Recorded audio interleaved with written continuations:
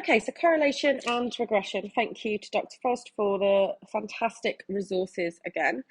So let's get started. Now, in the normal GCSE, we would have had a look at correlation. In the IGCSE, we didn't as much, but we would have covered this in year 9. So does anyone remember ever looking at this and saying, right, is this positive, negative, or no correlation? Okay, so for this one, we have weak positive correlation, okay? For this one, because positive going in this direction, it's like positive gradient. For this one, we have weak negative correlation. For this one, we have positive strong correlation, because as you can see, if I was to draw a line of best fit here, that'd really match up. And then for this one, we've got no correlation. And it's also, if you think about correlation, it means, is there a pattern? For example, math score and English score. So it's saying it's a positive correlation, however, it is a bit weak. The cost of the train fare and the distance travelled. Well, you know, it's clear to see that the further you go, of course it's going to cost more. That is got a positive correlation. Then the weekly time on the internet and your age. Okay, this is a negative correlation. You find the older you are, the less time you spend on the internet. And then, is there any correlation between crime rate and the number of people in the city called Dave? I mean, you know, it's like saying there's no relationship with that, so no correlation. So just a nice recap for us. 2 really important concepts of correlation, and they always are a bit wordy. So whenever you get these in the exam, you are required to like write a sentence essentially. So first one's quite easy. It just says state the correlation shown. And we can see here that the correlation shown is negative correlation. So negative correlation, okay? And then it says describe, interpret the relationship between age and weekly time on the internet. Now this has to be really relevant. So we could say as age increases, so we could even say the older you are, the less time you spend on the internet. Okay, and as you can see, that's the full sentence, okay? Full stop, capital letter at the beginning, obviously commas, you know, just normal stuff, okay? Then, if we have a look at this one, it says 2 variables have a causal relationship. If a change in one variable directly causes a change in the other, okay? So it's something to note. Just because 2 variables show correlation, it does not necessarily mean that they have a causal relationship. So, Hideko was interested to see if there was a relationship between what people earn and the age which they left education or training. She says her data supports the conclusion that more education causes people to earn a lower hourly rate of pay. Give one reason why her conclusion might not be valid. Okay, why could this not be true? It could also be, you know, some jobs they say you need to have so many hours experience. So some people get paid on experience, don't they? So if you're then in education for longer, you're going to have less experience, okay? So you can write anything like that in a sentence. I'm not going to write the whole sentence out, but we discussed some really good points there. Brilliant. If you did want to do some more, I don't know if it's chapter 5 in the international A-level book, but you know, it just part A, it'll give you some nice, you can do some of the worded questions. All of us seem really confident, so we are going to move on. Okay then, so first of all, what is regression? Okay, so regression. Anybody know what regression is? Okay, so in this context, the regression bit is the act of setting the parameters of our model. Now, it says here, unlike the oldest one, you're no longer required to work out the equation of the least squares regression line. We are required to work that out, and I am going to show you how to do that later on. What you find, though, is this equation that we work out, okay, is technically it's our line of best fit. However, we work it out so the distance between the points and the line of best fit is the least, if that makes sense, okay? So we'll have an equation of a straight line, and it will be the least distance. So it will be like the most optimal line of best fit, so that when we look at, for example, time spent revising, and we want to predict the exam mark, you know, like in what we used to do is go up and across. However, we're going to have a really decent equation that's going to be the best line of best fit, if that makes sense. And then we can just substitute in our value here, and that'll give us their exam mark. Okay, this is what we're going to be doing. It's really interesting, and it's what a lot of people use. So we're only going to cover linear regression. Okay, our chosen model is always going to be a straight line. Okay, that's all we're doing in S1. We could use any model, however, it won't be necessary. Okay, and what else? Yeah, I think it's in S2 that you'd look at something different, but we're only going to look at straight lines, which is really simple. Correlation and regression chapter is actually one of the simplest because they give you everything in the formula book. Okay then, so let's have a look at this. How would we interpret the gradient of free? What does the gradient of free actually mean? Okay, so interpret the gradient of free is basically saying for each extra hour we spend revising, for every hour we spend revising, we're going to gain 3 extra marks. It's really important that we can interpret this with the context, okay? So 1 hour revising equals 3 extra marks. Okay, how do we interpret the y-intercept of 20? What does that mean? Yeah, so if you don't revise, so no revision will give you 20 marks. Okay, really, really simple. Essentially, that's our initial value of the model, isn't it? Okay, so here's an example. Now, as you can see here, they have given us a regression line. We're going to learn how to calculate this later on in the chapter. So I'm going to do an example.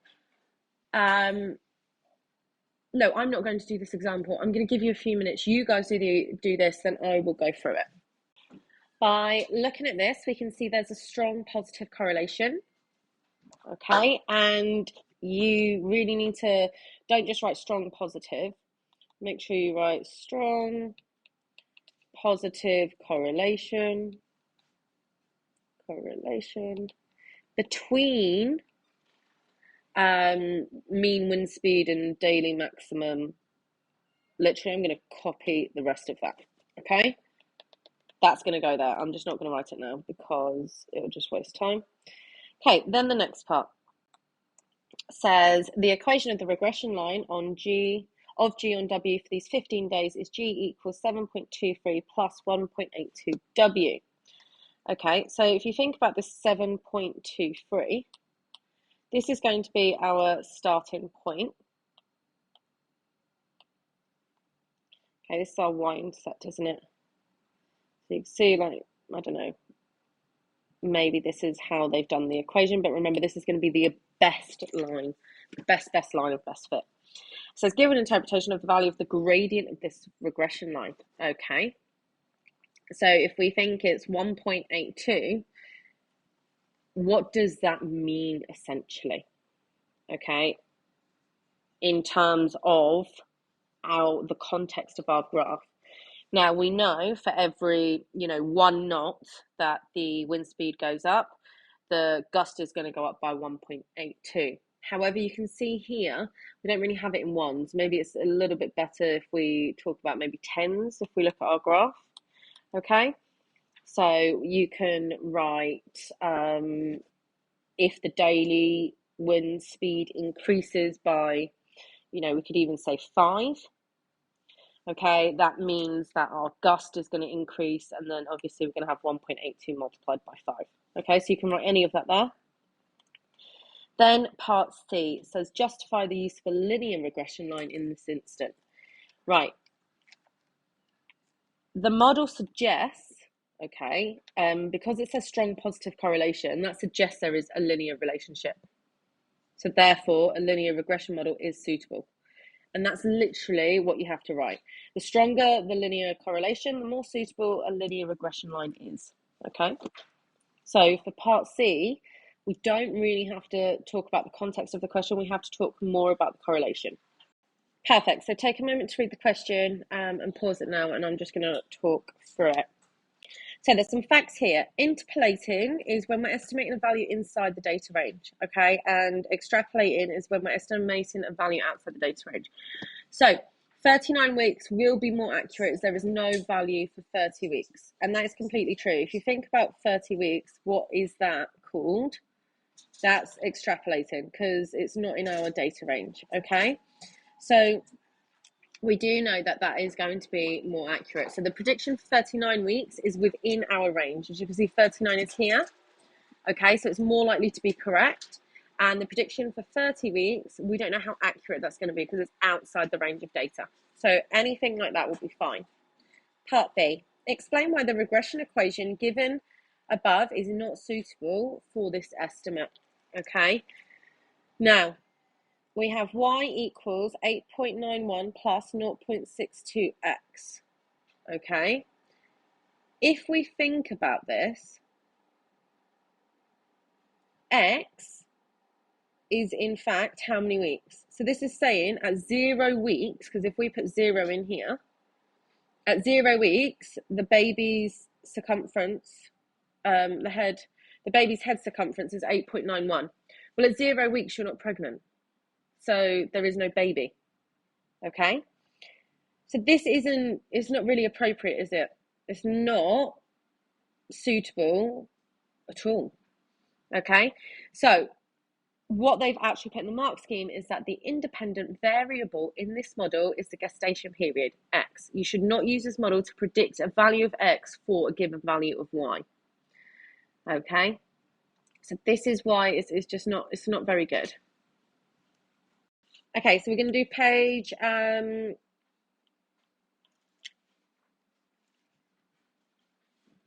98 and page 102, okay?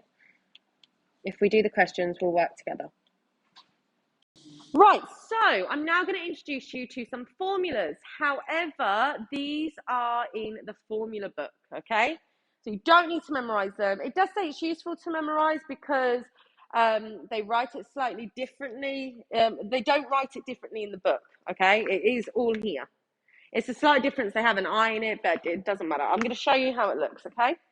You don't need to memorize this. The more you use it, you'll find because you don't need to memorize this, you will end up memorizing it by accident. It just happens, isn't it? You know, they say, don't memorize this. Don't do it. Don't do it. Don't do it. So, and then next thing you know, yeah, you're like, I already know it. Okay, so that's fine. So, SXX represents the total squared distance from the mean. Okay? The total squared distance from the mean. So this means this is the sum of our value minus the mean all squared. However, a simplified formula of this is we're going to do the sum of x squared minus the sum of x squared divided by n. Okay? Pardon? This is SXX. Okay? However, I don't know how you were taught this one. Were you taught, yeah? Perfect, okay? So, the difference between SXX and the variance, right, is the fact that the variance is actually SXX over N. Okay, please write this down. So, we understand variance, okay, as how much it varies. That's why it's variance, isn't it? Yeah? And we can extend this to two variables. So we might be interested in how much one varies with the other. So how much does the cost in train fare vary compared to the distance travelled? Okay? And we can say that as distance increases, the cost increases. Thus, the covariance of x and y is positive. Okay? Now, a lot of this at the minute is jargon, is in like it's a lot of chatting. In a minute, we're going to start calculating stuff, and you're going to see it's really easy. But I need to give you all of this because sometimes it might ask you, you know, what does this mean? And some of this is like definitions. Okay, so comment on the covariance between these two graphs. So would we say the covariance is positive for both? Yeah, okay. However, with this one, as we see, as y changes, x doesn't change as much, does it? Right? So it's still positive, but the covariance is small. Okay, it is a minimum, absolutely. And then for this one here, as x changes, y doesn't change as much, does it? So we're still positive, however, our covariance is still small. Okay? So, again, as I said, can you see the note up here saying this won't be tested in the exam, but it's intended to provide background? I'm trying to give you all a background picture of this so that when we come to, in a minute, actually calculating this, we have a better understanding. Okay, how about these two? Think about this. Yeah, for this one, the covariance is negative, and as x increases, y decreases. And actually, that's fairly, because it's in the middle of the graph, actually, I wouldn't say that was small. I would say that was pretty big covariance, wouldn't you? Yeah, like there's actually like a distinct thing going on. Okay, x and y. There's no variance. We say covariance is 0, okay? Because y does change, but x doesn't. Like they all look like on the same line. When that happens, we say the variables are independent. There is no relationship between these, are they? So they're completely independent. Okay, now SSY. Again, you're told this in your formula book, okay? So SXY is the sum of x minus, the sum of xy minus the sum of x multiplied by the sum of y, all divided by n. Okay? So, and it's the same. Variance is of x is sx over n. Covariance of xy is xxy over n. Okay? So we've been speaking about variance a lot, haven't we? The standard deviation squared. Covariance is obviously when we're dealing with two values to see if there is a correlation. Okay? And the variance x is the same as saying the covariance of xx, isn't it? Okay? It's a variance.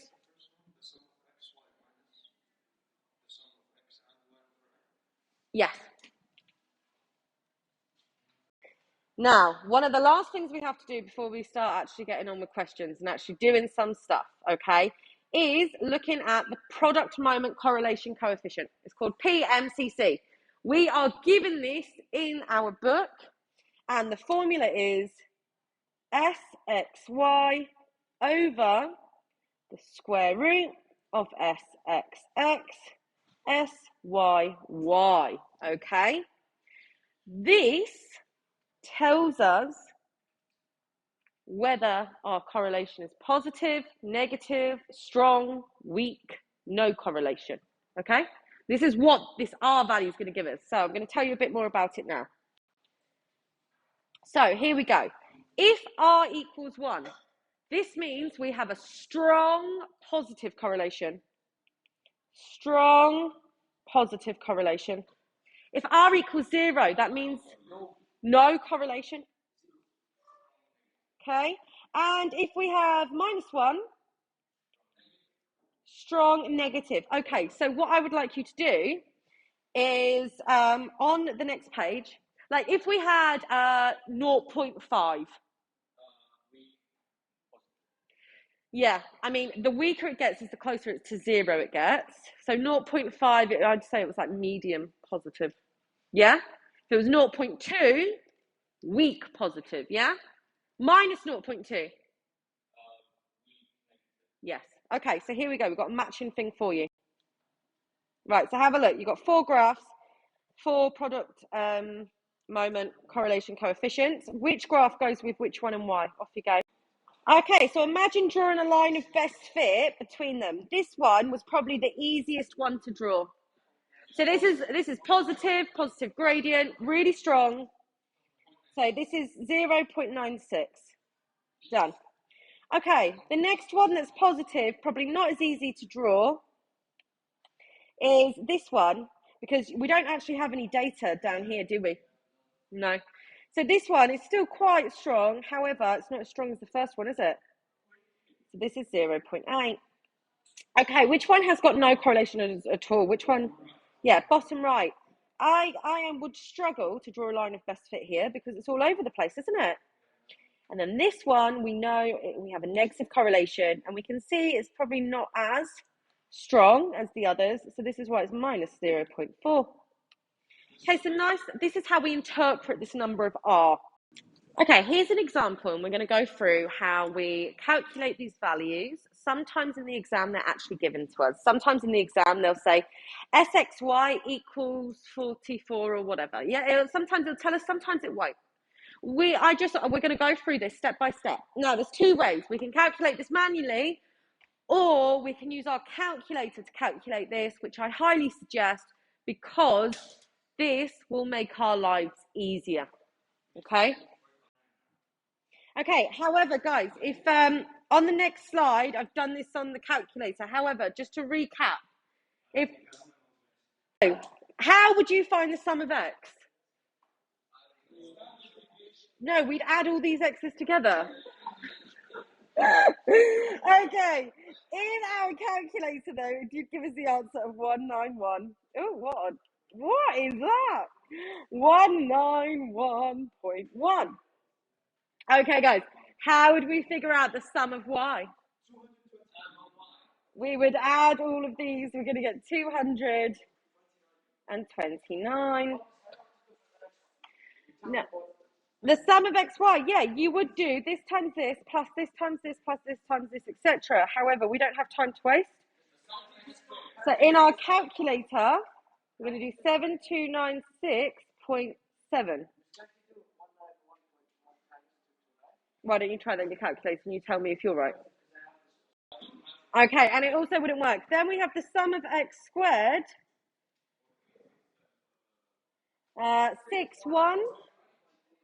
6105.39. I'm reading all these off my calculator. However, I would square each individual one and then add them all up, right? Then, yeah, because it's the sum of x squared. Now, the next one is the sum of y squared. So which ones am I going to square? The y. So I would square 36 squared plus 37 squared, blah, blah, blah, blah. Anyway, I get 8753. Okay? Then it also tells us my n is 6, but do you know what? I can count to 6 anyway. 1, 2, 3, 4, 5, 6 data values. Now, something that's really cool, okay, is, so now we have all of these values using our calculator. We have our formula book. We're now going to substitute these values in.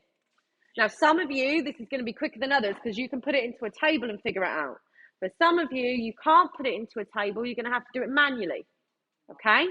Even if you did this manually. Right, here is the formula. So this is easy. The sum of x squared, where's that? This one. So I'm going to substitute this in here. Okay, so 6105.39 divided by nothing. Minus, bracket, what's the sum of x? Squared divided by 6. Guys, all we're doing is substitution here. Can everyone substitute? Of course you can. Do you see? They look scary, but actually we just figured out all the values on a calculator. Isn't this going to be the easiest chapter?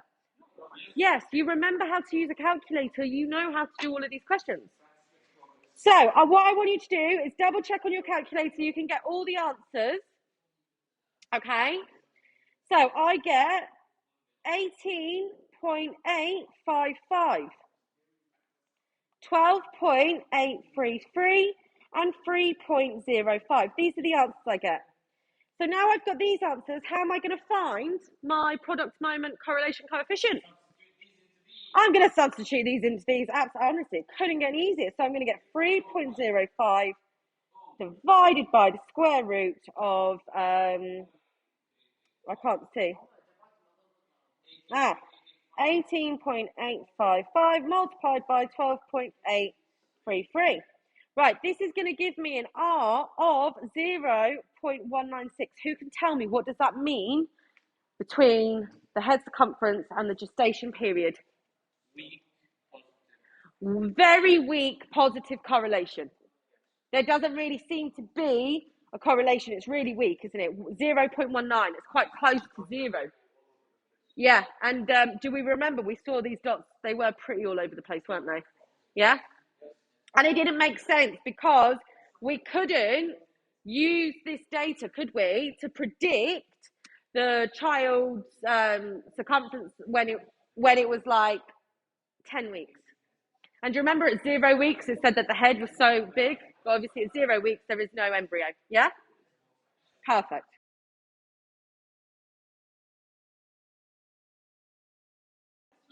So this is how you do it for a different calculator. And if you don't want regression, you want all the sum, etc., because this will give you your R value, the regression. Do the variance stuff, and then you can choose the options. I'll do a tutorial of this another day. Okay, guys, test your understanding. This time, this exam question, you'll see you're given some of the values. You have 3 questions, off you go.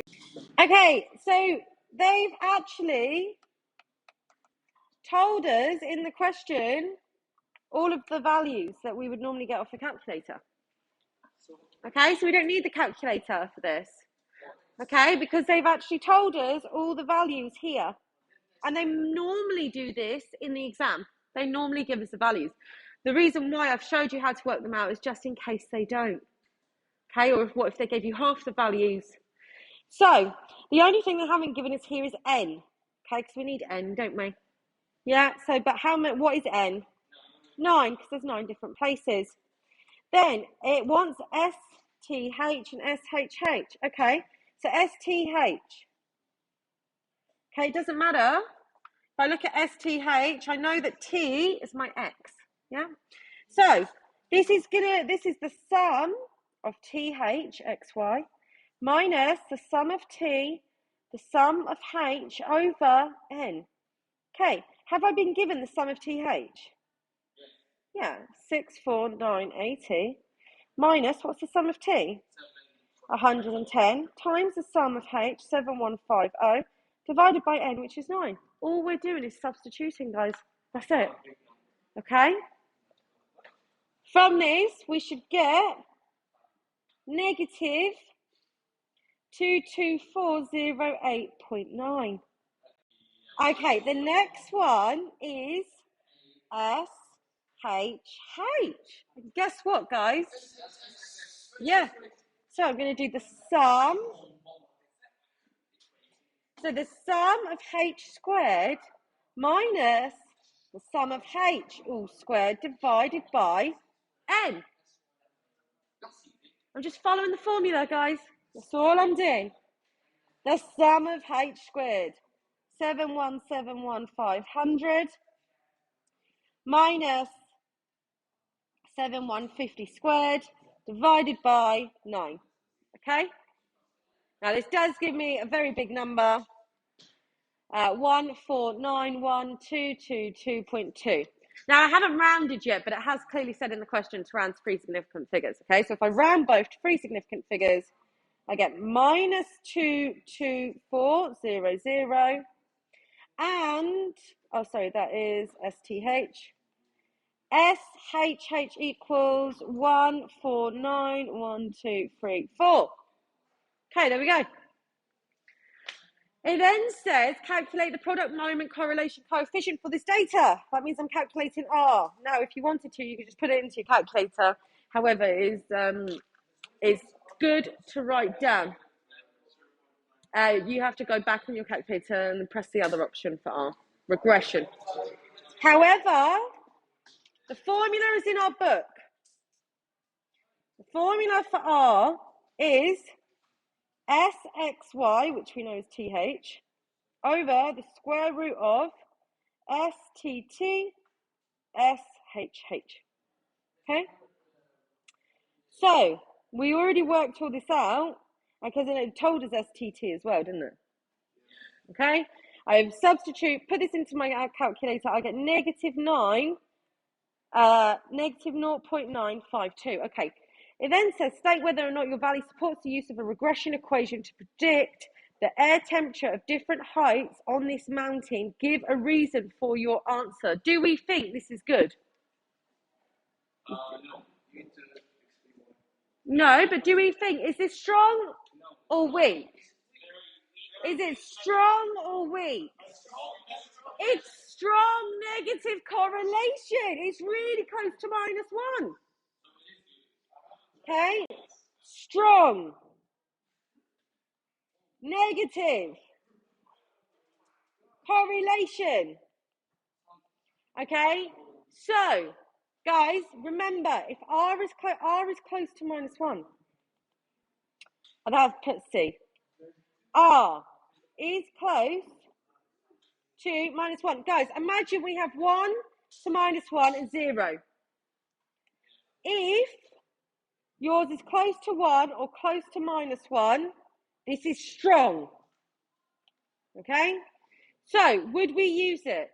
Yes, we would use. R is close to -1. Strong positive correlation, would use.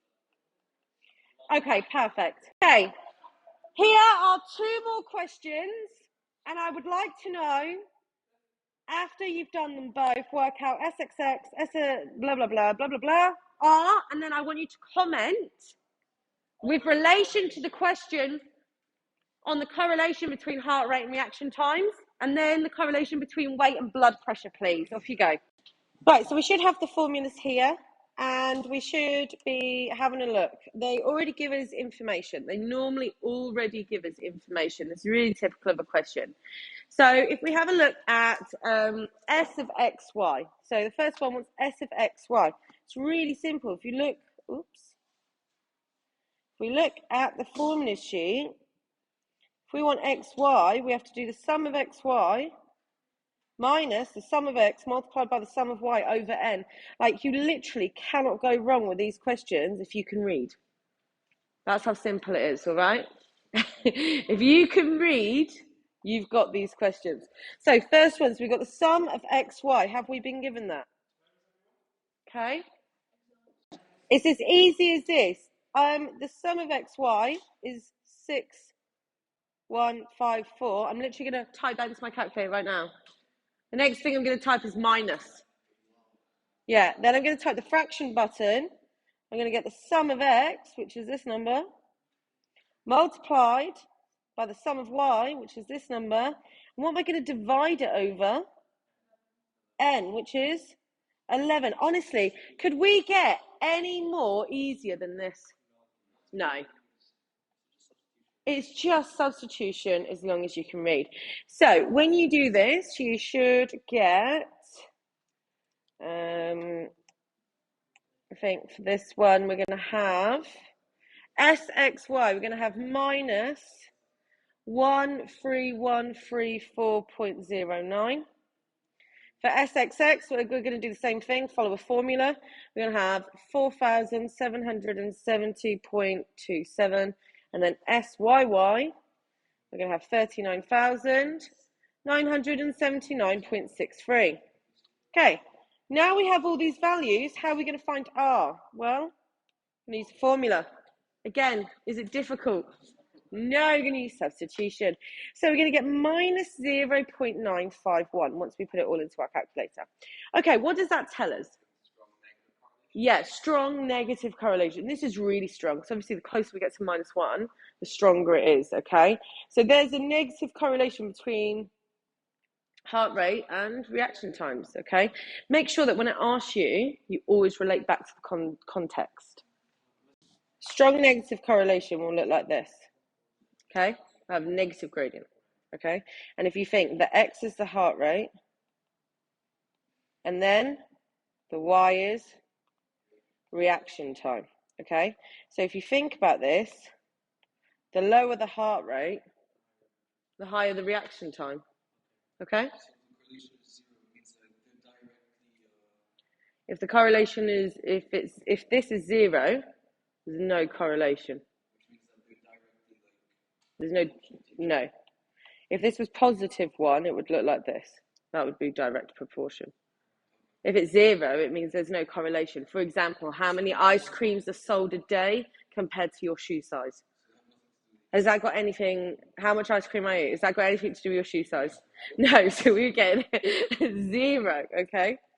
Right, have a look at the same, do the same for the next one, and you should get 0.042, okay? Now, this, quite interestingly, would mean that there isn't a correlation between weight and blood pressure, really. It's almost 0. There isn't really one, which is strange. I would assume they would. Or maybe, you know, because some people have high and low blood pressure, even if they are overweight. Maybe that's why. Who knows? Okay, so interpret means that we need to actually figure out what's going on. So we're going to look at good answers and bad answers in a moment. Think of your answer first. So interpreting the product moment correlation coefficient. So when it says interpret it, we need to actually say what's happening, okay? So interpret this correlation. We need to give a bit more context to the question, which we're all quite good at. For example, here we have minus 0.81. A bad answer would be to say that this is strong negative correlation. And that's it. Imagine that was all you did. You just put strong, neg, car, okay? Strong negative correlation, that would be a bad answer, okay? A good answer would be, we obviously know there is a strong negative correlation. However, let's read like the context of the question. So Bob wants to establish if there's a connection between waiting time at the post office and customer satisfaction. He calculates R as 0.81. So let's think about waiting time is X. Whenever you do these questions, draw a graph. It will make your life so much easier. So if X is waiting time, so obviously we know that waiting time is the longer that you wait, and then customer satisfaction. It's negative, so we have a negative gradient. So obviously, what do we know? The longer we wait, the less satisfied we are. Yeah? People are getting angry. That's what's happening. So it would be better to say, as waiting time increases, customer satisfaction decreases. You know, you can also, if you wanted to, put in as well, there's a strong negative correlation. Make sure that you have the context of the question. And draw a graph. It'll make your life easier, because then you're like, oh, what does this even mean? All right?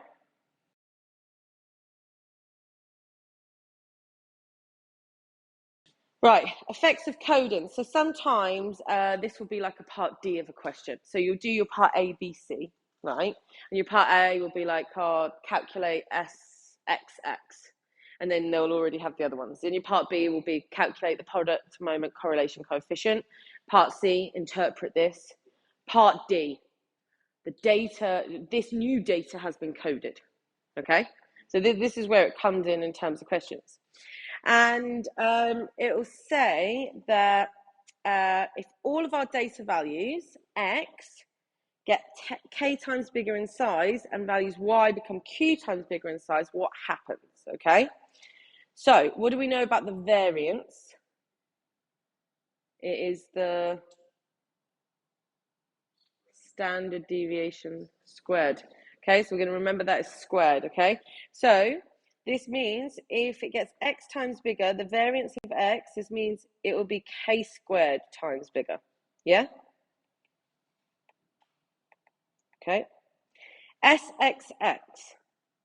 Again, if X is getting K times, then we have the K squared again. But Y is getting how many times bigger? Q. So Q squared bigger. And then SXY is actually just K times Q bigger.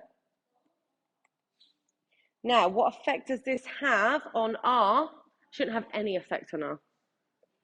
It's unaffected. Our product moment correlation coefficient, okay, is going to be unaffected. So sometimes it will say, what effect will this have on the new data set in terms of the product moment correlation coefficient? It doesn't. If you think if we've got more data sets for X and more data sets for Y, you know, it should give us the same thing, right? Unaffected.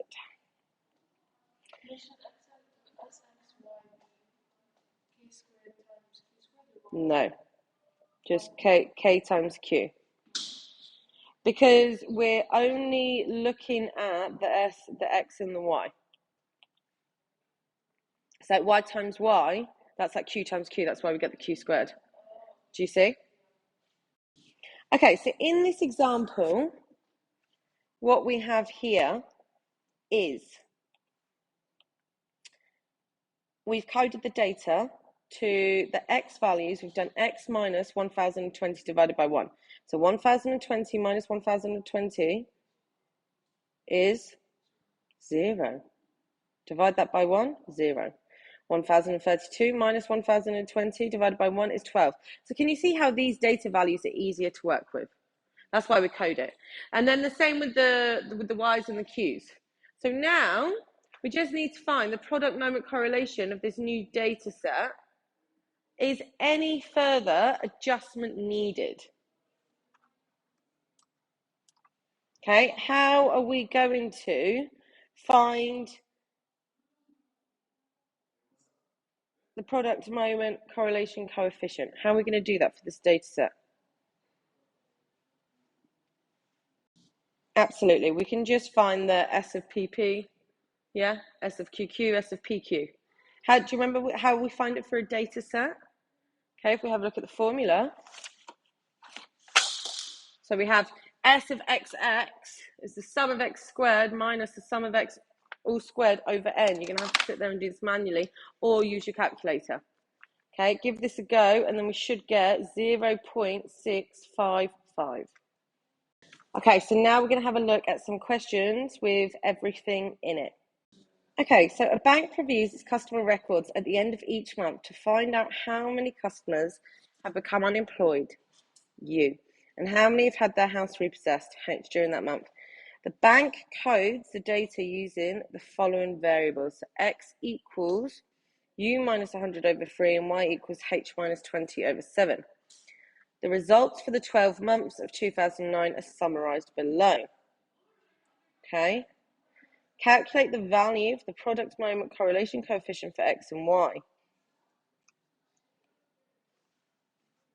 So first of all, we know to calculate R, we are going to need SXY over root SXX SYY. Okay, so first thing I check is that I have everything.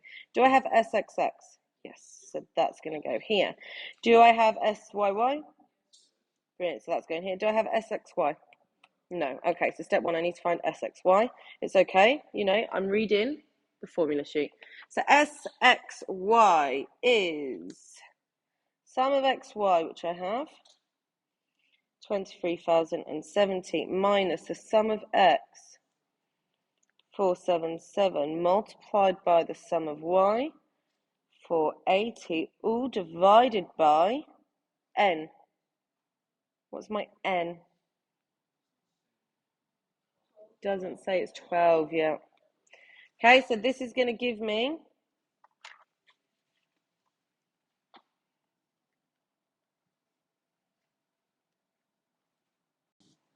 okay, 3,990. So now to find R, I'm going to use SXY divided by the square root of SXX multiplied by SYY. Okay. Which is going to give me 0.81799, 0.818. Okay, so we know that this is going to be strong correlation, okay, positive. Now, it says write down the product moment correlation for U and H. What do we know? Does it change with the coded data? No, stays the same. So, you literally, for 1 mark, rewrite what you've written for part A. Okay, that's how this works. Then part C says state with reason whether or not the bank's claim is supported by these datas. So it says state with reason if it's supported. So first of all, It's positive, it's strong. So do we support this? Yeah, so we're going to say something, state with reason whether or not the bank's claim is supported by the data. So the bank's claim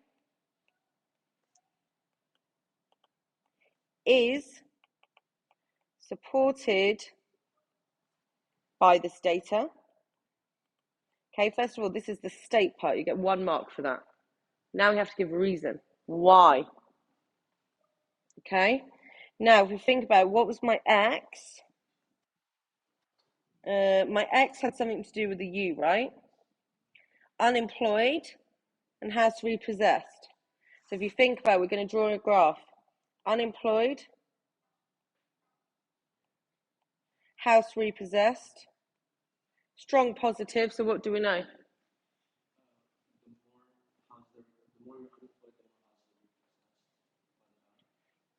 Yeah, so yes, increases in unemployment has led to increases in houses repossessed. Okay, write that all down. Full stop. So we stated it with reason. 2 marks, yeah? Perfect. Okay, so sometimes there is a correlation, but it's a coincidence. Okay, so the number of cars on the road has increased and the number of DVD recorders brought has decreased. Is there a correlation between the variables? Okay, potentially. I mean, it looks like there is, but if you read into the context of it, DVDs are being replaced because everyone now has Netflix, smart TVs.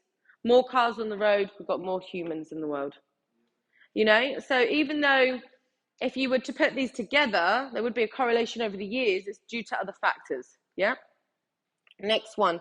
Over the past 10 years, the memory capacity of personal computers is increased, and so has the average life expectancy of people in the Western world. Is there a correlation? Again, there could be, but they're not connected. Computer memory's got nothing to do with life expectancy. However, the third kind of variable here is that the increase in technology has led to this, like medical science, understanding things. So it might ask you, it might give you this, just be aware. So back in GCSE, sometimes when we had a scatter diagram, I don't know if you remember them, we'd do a line of best fit. We'd kind of get the ruler, put it in the middle. However, there is an actual way where we can find the formula, okay, to find the most optimum line of best fit, right? And this is to limit the errors between the X and Y. So we can actually calculate this. Again, can everyone read? Yeah? It's in the formula sheet. It's really simple. So it is known as the least squares regression line, and we're going to learn how to do it. So B is SXY over SXX. Everyone happy? And A equals, what does Y with the dash on top mean? The mean of Y minus B times the mean of X. I mean, we really could not get it any easier, okay? And then what we're going to have is Y equals A plus BX, where A is our y-intercept and B is in fact our gradient. So let's do a question. So here we have it. We've been given some information and we need to calculate SXX and SYY. So let's give them a go. How do I calculate SXX? Okay, what does the formula sheet say? The sum of x squared, have we been given it? Okay, 22,000 minus the sum of x squared divided by n. Okay, I don't have an n. What do I do? I don't have an n here, do I? I don't need to work backwards. I just need to count how much data I've got. So how many pieces of information have I got? 5, okay? Don't be fooled by this, right? However, if you did want to work backwards, we know what the mean of x is. So we know 300 divided by something is 60, and it is 5. It is good to double check this. Okay, so we're going to get SXX. And once we do that, we are going to have 4,000. And then we're going to do the same for SXY. What we're going to use? Formula 922. Okay, so are we ready for B? So what is B? Okay, so it's SXY divided by SXX. And this is going to give us our gradient. Okay, so we're going to put this into our calculator. Divided by 4,000. It's 461 over 2,000, or 0.2305. Brilliant. How am I going to find A? The mean of Y, which is 57.72, minus B, 0.2305. That was exact, by the way. If you don't have like a nice decimal, use the fraction still, right? Multiplied by the mean of X, which is 60. Okay, so I'm going to put that into my calculator. I'm going to get 43.89. So that means right now the equation is Y equals 43.89 minus 0.2305 x. So technically, with this regression line, when we're saying when x is 0, the minimum length is 43.89. Obviously, that's not true. It's because the graph would cut off there based on this model, okay? So, you can also find this in your calculator. Okay, give this one a go. 9 marks, shouldn't take too long. Okay, so what you should spot in this question straight away is it says W equals. This gives you a clue that W is, in fact, Y. And then obviously your L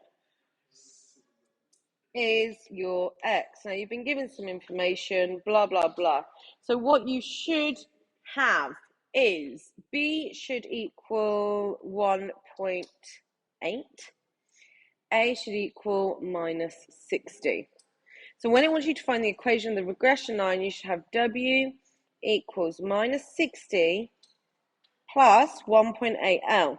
Now this minus 60 plus 1.8L, if this 1.8 was negative, we know that we're going to have a negative gradient.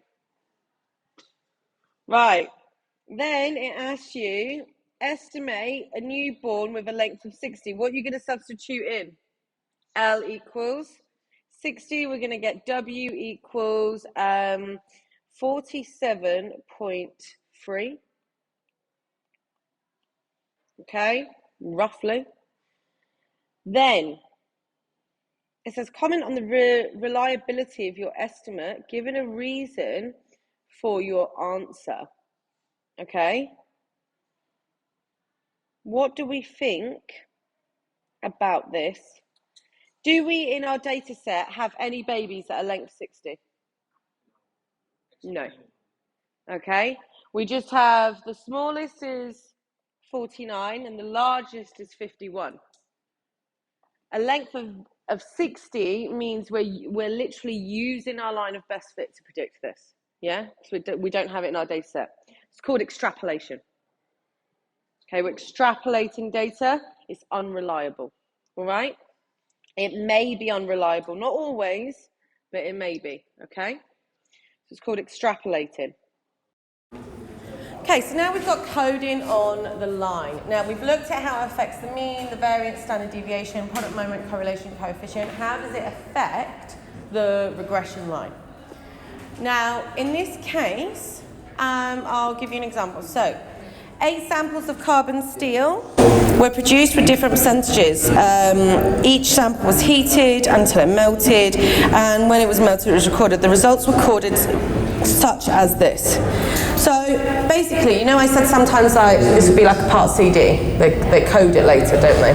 So let's say you already found this regression line. Okay, it's really simples. Really simples. It's not even English. It's really simple. It's literally a case of substitution. You can all read and substitute, right? Yeah. Right, absolutely. So instead of writing y, what are we going to write? Yeah, m minus 700 over 5. So like here, instead of writing y, I'm going to write this. So then I'm going to have m minus 700 over 5 equals 36.216 minus 4.048 10C. Brilliant. Okay. 10C. Now, it says though, in terms of the original values, C and M, do you think I'm going to have to manipulate this now, rearrange it? Yeah, absolutely. So, this again, so now, once you know this bit, so should we multiply everything by 5 and then add 700, yeah?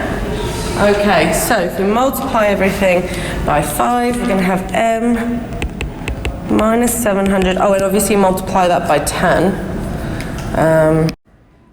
So then we're going to have 181.08 minus 202.46. I multiplied that by 10 then 5, yeah?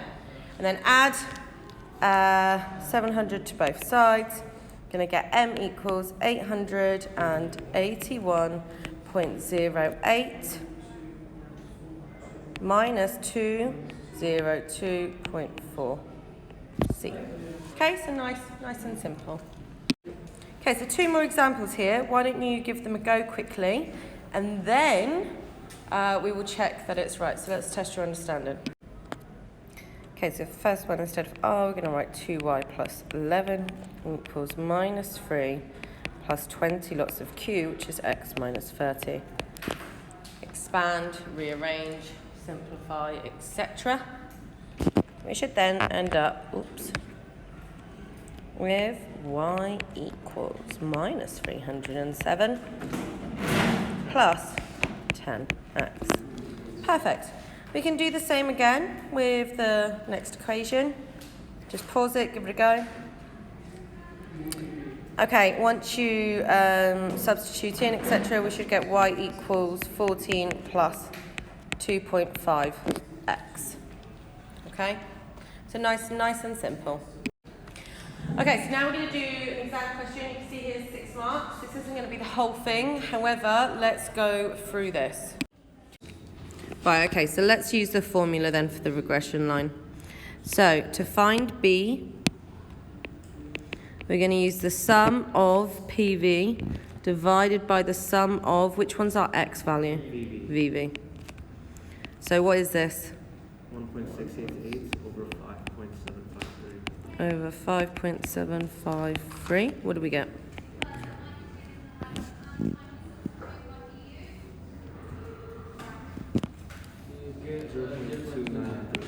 .2934. Let's leave it to at least 3 or 4 significant figures.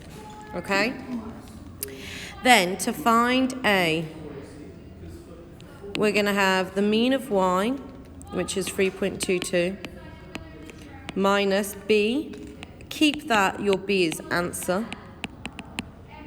multiplied by the mean of x, 4.42. And what do we get A is? 1.923. Any more? Yeah, 11837. 118, etc. So now we know that P equals 1.923 plus 0.293 V. Right, so nice and easy. For the next one, it says use your regression line, estimate the annual yield of peas per acre when the annual rainfall is 85 centimetres. Okay? So if we know that V equals x minus 5 over 10, we're going to substitute in 85 into x. So 85 minus 5 over 10 is 8. And then where are we going to substitute that into?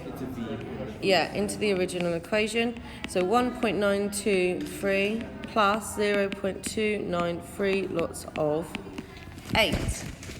Now, that is going to give us 4.3, roughly. So nice and easy.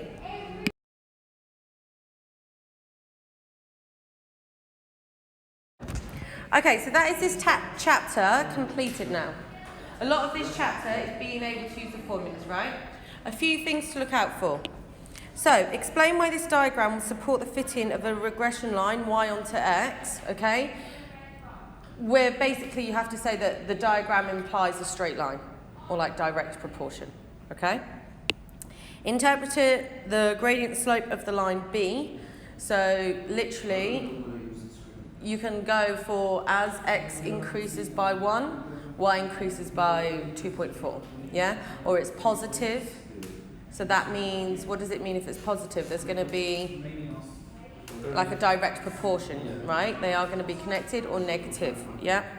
Interpret the y-intercept. If we're interpreting the y-intercept, this is when x equals 0. Okay, so what does that mean in context of the line of best fit? Might mean when x equals 0, they're predicting that ice cream sales are at 4. Okay, so make sure you say what happens. Which is the explanatory variable? So it's x, because it influences y. Okay, explain the method of least squares. It minimises the squares' residuals. So you know when you draw that line, it finds the optimum best fit. Now remember, when they say what type of prediction would it be if the data was outside the set? Okay, what's it called? X. Outlier, no. What did I say yesterday? Outside the range. Extrapolating. Oh, Yeah? Okay? Right, brilliant. You don't say outlier? Okay, so that is everything. A few exam questions we'll try.